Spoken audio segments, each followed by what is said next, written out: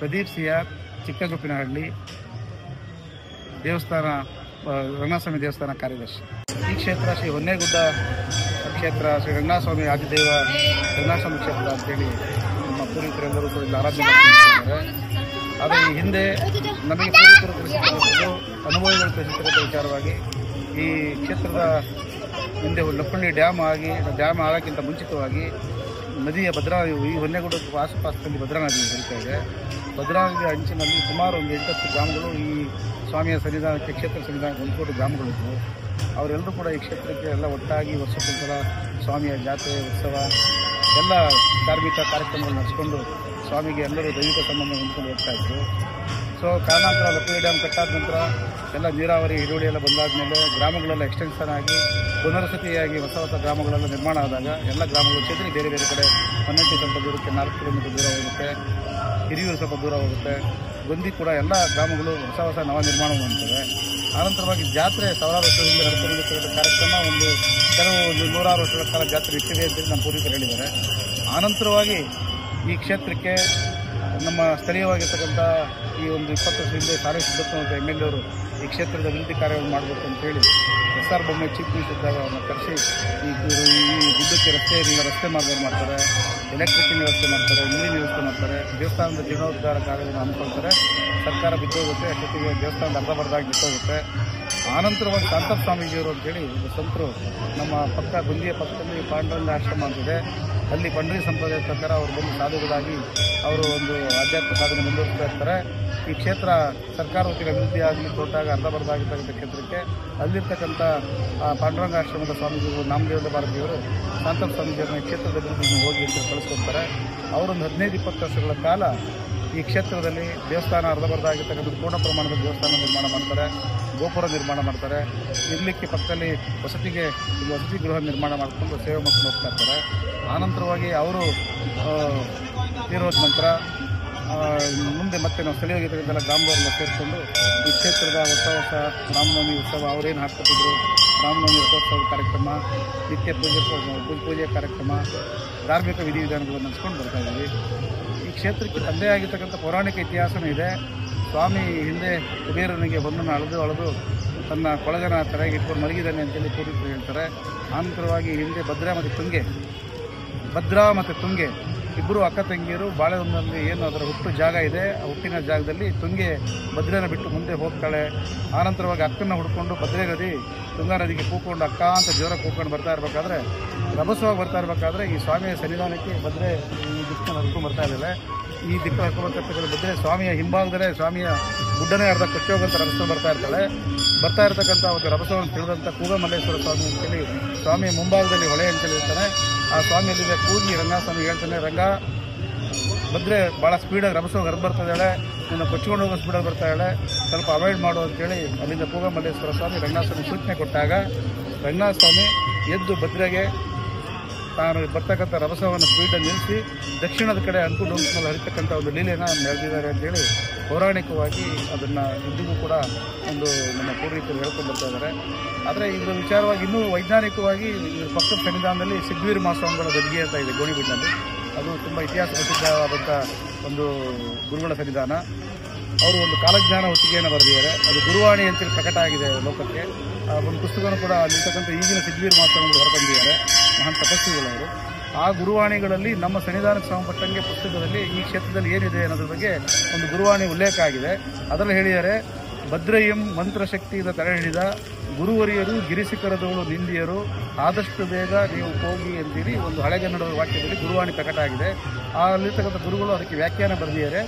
ಈ ಹಿಂದಣ ಪ್ರಳಯ ನಂತರ ಭದ್ರೆಯು ತನ್ನ ದಿಕ್ಕನ್ನು ಹುಡುಕಿಕೊಂಡು ರಭಸವಾಗಿ ಮುನ್ನುಗ್ಗುವಾಗ ಈ ಹೊನ್ನೇಗುಡ್ಡದ ರಂಗನಾಥಸ್ವಾಮಿ ಸನ್ನಿಧಾನದಲ್ಲಿ ನೆಲೆಗೊಂಡಿರ್ತಕ್ಕಂಥ ಮಹಾಯೋಗಿವರಿಯರು ಸೂಕ್ಷ್ಮ ಕಾಯದಲ್ಲಿ ಸೂರ್ಯಾತೀತ ವ್ಯವಸ್ಥೆಯಲ್ಲಿ ಮನಗಂಡು ದಕ್ಷಿಣದ ದಿಕ್ಕಿನಲ್ಲಿ ಅದು ಹೋಗ್ತಾರ ನೋಡ್ಬೋದು. ಅವರು ಯಾವುದೇ ಮಾನವನ ವಿದ್ಯಮಾನಗಳಿಗೆ ನಿಲುಕದೆ ಈಗಲೂ ಗೋಂದಿ ಎಂಬ ಕಿರುಮಠದಲ್ಲಿ ನೆಲೆಸಿ ಭಕ್ತರನ್ನ ತಾವಾಗಿ ಹರಿಸಿ ಉದ್ಧರಿಸ್ತಿದ್ದಾರೆ ಅನ್ನೋ ಒಂದು ಕಾಲಜ್ಞಾನದ ಪ್ರತೀತಿಯೊಳಗೆ ಇಲ್ಲಿರ್ತಕ್ಕಂಥ ಮಹಾತ್ಮರ ಬಗ್ಗೆಯೂ ಕೂಡ ಒಂದು ಗ್ರಂಥದಲ್ಲಿ ಉಲ್ಲೇಖ ಆಗಿದೆ. ಇಷ್ಟೊಂದು ವಿಷಯ ಅಂತ ಏನು ಸರ್, ಎಷ್ಟು ವರ್ಷಗಳಿಂದ ನಡ್ಕೊ ಬರ್ತಾ ಇದೆ ಜಾತ್ರೆ? ಈಗ ನಮಗೆ ಸರ್, ಈಗ ನಾವು ನೋಡಿದ ಪ್ರಕಾರ ಶಾಂತಪ್ಪ ಸ್ವಾಮೀಜಿ ಅನ್ನೋರು ಬಂದು ಒಂದು 20 ವರ್ಷ, ಒಂದು 35 ವರ್ಷದ ಈ ಕಡೆಗೆ ಒಂದು 25 ವರ್ಷ ಅವ್ರು ಮಾಡಿದ್ದಾರೆ ಸರ್. ಒಂದು 30 ವರ್ಷದಿಂದ ಈ ಪ್ರತೀತಿ ನಡ್ಕೊಂಡ್ಬರ್ತಿದೆ ಜಾತ್ರೆ. 30 ವರ್ಷ ಈ ಜಾತ್ರೆ ನಡ್ಕೊಂಡ್ಬರ್ತಾ ಇದೆ. ಶಾಂತಪ್ಪ ಸ್ವಾಮೀಜಿಯವರು ಒಂದು 20 ವರ್ಷ ಜಾತ್ರೆ, ಈ ದೇವರ ಆರಾಧನೆ ಇದೆಲ್ಲದನ್ನು ಕೂಡ ಹಿಂದೆ ಸಾಧುಗಳಾಗಿರ್ತಕ್ಕಂಥ ಶಾಂತಪ್ಪ ಸ್ವಾಮಿಯವರು ಈ ಕ್ಷೇತ್ರದೆಲ್ಲ ಸೇವೆಯನ್ನು ಮುನ್ನಡೆಸ್ಕೊಂಡು ಹೋಗಿದ್ರು.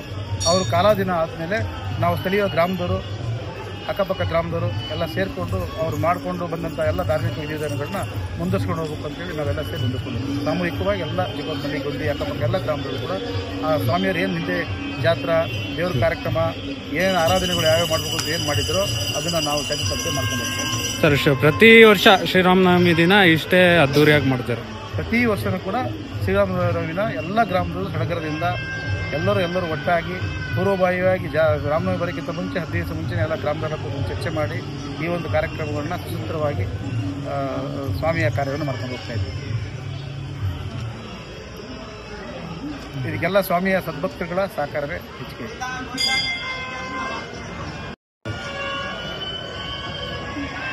ರಥೋತ್ಸವ ಸಹ ಸುಮಾರು ಶಾಂತಪ್ಪ ಸ್ವಾಮೀಜಿಯವರು ಈ ಹಿಂದೆ ಈ ಕ್ಷೇತ್ರದ ಅಭಿವೃದ್ಧಿ ಕಾರ್ಯಕ್ರಮಕ್ಕೆ ಬಂದಾಗ ಈ ಕ್ಷೇತ್ರದಲ್ಲಿ ರಥೋತ್ಸವ ಮಾಡಬೇಕು ಅಂದಾಗ ರಥೋತ್ಸವನು ಕೂಡ ಹಿಂದೆ 106 ವರ್ಷಗಳ ಹಿಂದೆ ಸ್ವಾಮಿಯ ರಥೋತ್ಸವ ಕಾರ್ಯಗಳು ದೇವರ ಆರಾಧನೆಗಳು ನಿಂತು ಹೋದಾಗ ಈ ರಥದ ಎಲ್ಲ ಜವಾಬ್ದಾರಿ ಎಲ್ಲ ವ್ಯವಸ್ಥೆಗಳು ರಥದ ಪರಿಕರಗಳು ಪನ್ನಟ್ಟಿಯಲ್ಲಿ ಪಟೇಲ್ ಮರಿಯಪ್ಪಗೌಡರು ಅನ್ನೋ ಮನೆಯಲ್ಲಿ ರಥದ ಪರಿಕರಗಳು ಸುಮಾರು ಒಂದು 106 ವರ್ಷಗಳಿಂದ ಯಾವುದೇ ಜಾತ್ರೆ ಉತ್ಸವ ಆಗದೆ ಅವ್ರ ಮನೆಯಲ್ಲೆಲ್ಲ ಇದ್ದು ಅಂತ ವಿಷಯ ತಿಳ್ಕೊಂಡು ಸ್ಥಳೀಯವಾಗಿ ಹಳ್ಳಿಕೊಪ್ಪಲು ದಂಡಪ್ಪಗೌಡರು, ಹಳ್ಳಿಕೊಪ್ಪಲು ಕಿಮ್ಯಾ ನಾಯಕರನ್ನವರು, ಗುಂಡಿ ಸೋಮಲಾ ನಾಯಕರನ್ನವರು ಮತ್ತು ಸ್ಥಳೀಯವಾಗಿರ್ತಕ್ಕಂಥ ಎಲ್ಲ ನಮ್ಮ ಭಾಗದ ಶಾಂತಪ್ಪ ಸ್ವಾಮೀಜಿಯ ಮುಖಂಡತ್ವದಲ್ಲಿ ಸ್ವಾಮಿಗೆ ಅಪ್ಪಣೆ ಕೇಳ್ತೀವಿ. ಈ ಇಷ್ಟು ವರ್ಷಗಳ ಕಾಲ ನಿಮ್ದೆಲ್ಲ ಕಾರ್ಯ ನಡ್ಕೊಂಡ್ಬಂದಿತ್ತು, ಈಗ ಬಿಟ್ಟೋಗಿದೆ, ನಾವು ಇದನ್ನು ಪ್ರಾರಂಭಿಸ್ತಾ ಇದ್ದೀವಿ. ಇದು ನಿಮ್ಮ ಸಂಬಂಧಪಟ್ಟಿರ್ತಕ್ಕಂಥ ಹಿಂದಿನ ಜಾತ್ರೆ ಉತ್ಸವ ರಥೋತ್ಸವ ಆಗಿರ್ತಕ್ಕಂಥ ಎಲ್ಲ ರಥದ ಸಾಮಾನುಗಳು ಇಂಥ ಪಟೇಲ್ರ ಮನೇಲಿ ಇದೆಯಂತೆ, ಅದನ್ನ ಹೋಗಿ ತರಲಿಕ್ಕೆ ಹೋಗ್ತಾ ಇದ್ದೀವಿ. ಈ ಹಿಂದೆ ನಡೆದಂಗೆ ನಿಮ್ಮದು ಜಾತ್ರೆ ಉತ್ಸವ ಆ ಕಾರ್ಯಕ್ರಮ ಮಾಡಬೇಕು ಅನ್ನೋಂಗಿದ್ರೆ ನಾವು ಕೇಳಿದಂಥ ಗುರು ಇಂಥ ಹೂನೇ ಕೊಡಬೇಕು ಅಂತ ಹೇಳಿ ಅವರು ನಮ್ಮ ಹಿರಿಯರಾಗಿರ್ತಕ್ಕಂಥ ಸ್ವಾಮಿ ಹತ್ರ ಹೂವಿನ ಅಪ್ಪಣೆ ಕೇಳಿದಾಗ ಸ್ವಾಮಿ ಅವ್ರು ಏನು ಕೇಳಿದ ಅದೇ ಹೂವನ್ನ ಕೊಟ್ಟು ಹಿಂದೆ ಯಾವ ಥರ ಮಾಡ್ಕೊಂಬರ್ತಿದ್ರು ಆ ಥರ ಮಾಡ್ಕೊಂಬರ್ಲಿಕ್ಕೆ ನಾನು ಒಮ್ಮತ ಇದೆ ಅಂತೇಳಿ ಸ್ವಾಮಿ ಸೂಚನೆ ಕೊಟ್ಟರು ಅಂತೇಳಿ ನಮ್ಮ ಹಿರಿಯ ಮುಖಂಡರುಗಳು ನಮಗೆ ಹೇಳಿದ್ರು. ಅದ್ರ ಪ್ರಕಾರ ಅವರೆಲ್ಲ ಹೋಗಿ ಮತ್ತು ಪಟೇಲ್ರ ಮನೆಯಲ್ಲಿ ಸ್ವಾಮಿ ಹತ್ರ ಹೂ ಕೇಳಿದ್ದೀವಿ, ಅದು ಹೂ ಒಪ್ಪಣೆ ಆಗಿದೆ, ಹಿಂದೆ ಆದಂಥ ಪ್ರಕಾರ ನಾವು ಜಾತ್ರೆ ಮಾಡಬೇಕು, ರಥದ ಸಾಮಾನುಗಳನ್ನ ಕೊಡಿ ಅಂತೇಳಿ ಅವ್ರ ಹತ್ರ ಹೋಗಿ ಹಿಂದೆ ಸ್ವಾಮಿಗೆ ಏನೇನು ರಥಕ್ಕೆ ಬೇಕಾಗಿರೋ ಪರಿಕರಗಳಿದ್ದು ಅದನ್ನೆಲ್ಲ ತಂದು ರಥದ ಕಾರ್ಯಕ್ರಮಗಳನ್ನ ನಡೆಸ್ಕೊಂಡು ಬಂದಿದ್ದೀವಿ. ಇದು ಹೊನ್ನೇಗುಡ್ಡ ರಂಗನಾಥಸ್ವಾಮಿ ಸನ್ನಿಧಾನ ಅಂತ ಹೇಳಿದ್ರು. ಸೊ ಇದು ಸಾವಿರಾರು ವರ್ಷಗಳ ಇತಿಹಾಸ ಇದೆ. ಸಾವಿರಾರು ವರ್ಷಗಳಿಂದಲೂ ಕೂಡ ಇಲ್ಲಿ ಸದ್ಭಕ್ತರುಗಳು ಈ ಸ್ವಾಮಿನ ಆರಾಧನೆ ಮಾಡಿಕೊಂಡು ಜಾತ್ರೆ ಉತ್ಸವ ಮಾಡ್ಕೊಂಡು ಬರ್ತಾಯಿದ್ರು. ಪುರಾತನವಾಗಿರ್ತಕ್ಕಂಥ ಇತಿಹಾಸ ಹೊಂದಿರತಕ್ಕಂಥ ಇಡೀ ಗುಡ್ಡನ್ನೇ ಹೊನ್ನಿನಲ್ಲಿ ರೂಪುಗೊಂಡಿರ್ತಕ್ಕಂಥ ಈಗಲೂ ಕೋಲಾರದ ಹಟ್ಟಿಗಣಿಯಿಂದ ಚಿನ್ನದ ನಿಕ್ಷೇಪಗಳನ್ನ ಹುಡುಕ್ಲಿಕ್ಕೆ ಈಗಲೂ ಗುಡ್ಡಕ್ಕೆ ಬರ್ತಾ ಇದ್ದಾರೆ. ಗುಡ್ಡದಲ್ಲಿ ಚಿನ್ನದ ನಿಧಿ ಇದೆ. ಹೊನ್ನೆ ರಂಗನಾಥ, ಲಕ್ಷ್ಮೀ ರಂಗನಾಥ ನೆಲೆಗೊಂಡಿಯೇ ತುಂಬ ಪ್ರಸಿದ್ಧವಾದಂಥ ಸ್ಥಳ, ಲೀಲೆ ಮೆರೆದಿರ್ತಕ್ಕಂಥ ಸ್ಥಳ, ಮಹಾಯೋಗಿಯವರಿವರು ಗುರುಗಳು ಅನುಷ್ಠಾನ ತಪಸ್ಸು ಮಾಡಿರ್ತಕ್ಕಂಥ ಸ್ಥಳ. ಬನ್ನಿ ಈ ಸ್ಥಳಕ್ಕೆ ಬಂದು ಸ್ವಾಮಿಯ ದರ್ಶನ ಮಾಡಿ ತಾವೆಲ್ಲರೂ ಕೂಡ ಈ ಸ್ವಾಮಿಯ ದರ್ಶನ ಮಾಡಿ ಪುನೀತರಾಗಬೇಕು ಅಂತೇಳಿ ತಮ್ಮಲ್ಲಿ ನಾನು ವಿನಂತಿ ಮಾಡ್ತೀನಿ. ನಮಸ್ತೆ, ನನ್ನ ಹೆಸರು ನಾಗೇಂದ್ರ ಅಂತ.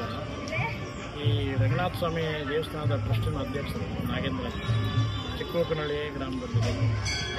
ಇಲ್ಲಿ ಸ್ವಾಮಿ ನೆಲೆಸಿರೋದು ಭಾಳ ಹಳೆಯ ದಿನಗಳಿಂದ, ಭಾಳ ಸಾವಿರಾರು ವರ್ಷಗಳಿಂದ ಇಲ್ಲಿ ನೆಲೆಸಿದ್ದಾರೆ ಅನ್ನೋದು ಒಂದು ಪ್ರತೀತಿ. ನಮ್ಮ ಹಿರಿಯರೆಲ್ಲ ಮಾಡ್ಕೊಂಡು ಬಂದಿದ್ದಾರೆ, ಇಲ್ಲಿ ಇದನ್ನು ಪೂಜಿಸ್ಕೊಂಡು ಬಂದಿದ್ದಾರೆ. ಇಲ್ಲಿ ತುಂಬ ಜನರಿಗೆ ಭಕ್ತಾದಿಗಳಿಗೆ ತುಂಬ ಒಳ್ಳೆಯ ಅನುಕೂಲ ಆಗ್ತಾಯಿದೆ. ಭಗವಂತನ ಪ್ರಸಾದ ಎಲ್ಲ ತುಂಬ ಚೆನ್ನಾಗಿ ಆಗ್ತಾಯಿದೆ. ಹಾಗಾಗಿ ತಾವೆಲ್ಲರೂ ಒಮ್ಮೆ ಭೇಟಿ ಕೊಟ್ಟು ಈ ದರ್ಶನ ಪಡೆದು ಪುನೀತರಾಗಿ ಅಂತ ಕೇಳ್ಕೊಳ್ತೀನಿ. ಇಲ್ಲೆಲ್ಲ ಪ್ರತಿ ವರ್ಷ ರಾಮನವಮಿ ದಿನ ಸುಮಾರು ಸಾವಿರಾರು ಜನ ಭಕ್ತರುಗಳು, ಎಲ್ಲ ರಥೋತ್ಸವ ಇರುತ್ತೆ, ಭಕ್ತರುಗಳೆಲ್ಲ ಸೇರಿ ಪ್ರಸಾದ ಪಾನಕ ಮತ್ತು ಕೋಸಂಬರಿ ಈ ಪ್ರಸಾದ ವಿನಿಯೋಗ ಇರುತ್ತೆ. ಎಲ್ಲರೂ ಪ್ರಸಾದ ತಿಂದು ತುಂಬ ವಿಜೃಂಭಣೆಯಿಂದ ರಥೋತ್ಸವ ಆಗುತ್ತೆ. ಎಲ್ಲರೂ ಬಂದು ಸಂತೋಷವಾಗಿ ಸ್ವಾಮಿ ಕೃಪೆಗೆ ಪಾತ್ರರಾಗಿ ಎಲ್ಲರೂ ಸೇರಿಕೊಂಡು ಖುಷಿಯಾಗಿ ಜಾತ್ರೆ ನೋಡ್ಕೊಂಡು ಹೋಗಿ